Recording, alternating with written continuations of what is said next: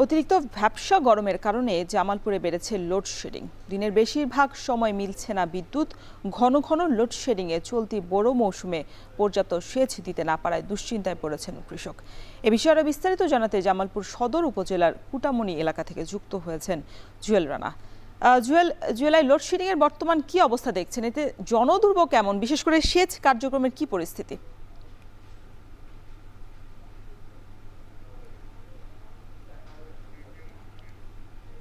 আহ রৌশন, গ্রীষ্মের তাপদাহ কয়েকদিন ধরেই ব্যাপক আকারে শুরু হয়েছে। অর্থাৎ বলা চলে ব্যবসা গরমে অতিরিক্ত লোডশেডিং এর কারণে জনজীবন একেবারে বিপর্যস্ত হয়ে পড়েছে বলা চলে। আরেকটি বিষয় বলা চলে, দিন এবং রাতে মিলিয়ে 6 থেকে 7 ঘন্টারও বেশি সময় কিন্তু এই মুহূর্তে বিদ্যুতের একটি যে লোডশেডিং সেটি হচ্ছে।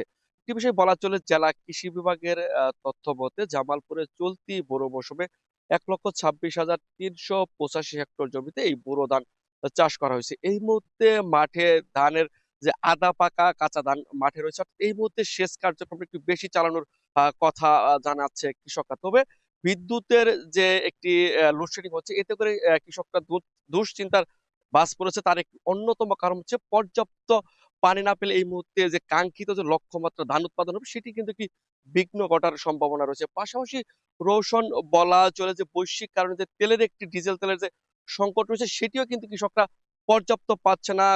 দীর্ঘ লাইন ধরে এক পাম্প থেকে আরেক পাম্পে ছুটে গিয়ে তারা তেল পাচ্ছে না, সেটিকেও কিন্তু তারা পর্যাপ্ত সেচ দিতে পারছে না। অর্থাৎ বিদ্যুতের একটি ঘাটতি থাকার কারণে একদিকে যেমন সেচ দিতে পারছে না, অন্যদিকে ডিজেল তেল সংকটের কারণে ডিজেল চালিত সেলো মেশিন দিয়েও তারা কিন্তু সেচ দিতে পারছে না। এতে করে তারা দুশ্চিন্তার একটি বাজ পড়েছে। আরেকটি বিষয় বলা চলে, জেলা শহরের বিদ্যুৎ কিছুটা পেলেও একেবারে গ্রাম থেকে গ্রাম চরাঞ্চলেও কিন্তু যে পর্যাপ্ত যে কৃষির যে উৎপাদন হচ্ছে সেদিকে কিন্তু তারা এই মুহূর্তে একটি বিপাকে পড়েছে। অর্থাৎ বিদ্যুৎ এবং ডিজেল চালিত যে সেলো মেশিন হচ্ছে সেই মেশিনের কিন্তু ডিজেল সংকট নেই। অর্থাৎ সব মিলিয়ে বলা চলে যে একটা দুর্ভোগ কিন্তু চরণীয় সহনীয় অসহনীয় পর্যায়ে পৌঁছেছে। অর্থাৎ আমি এই জেলা প্রশাসনের সাথে অর্থাৎ কৃষি বিভাগের সাথে কথা বলেছি, তারা বলছে যাতে বিদ্যুৎ এই মুহূর্তে চরাঞ্চলে এমনকি গ্রাম অঞ্চলে, যে অঞ্চলে সবচেয়ে বেশি কৃষির ধান, পাট, ভুট্টা চাষ হচ্ছে সেই অঞ্চলে যদি সরবরাহ সর্বোচ্চ নিরবিচ্ছিন্ন করা যায় সেটির জন্য তারা কাজ করছে বলে জানিয়েছে। সব মিলিয়ে বলা চলে এই যে একটি দুর্ভোগ চলছে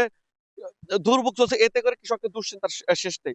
এই ছিল জামালপুর থেকে আমার কাছে লোডশেডিং এর সবশেষ তথ্য, রৌশন।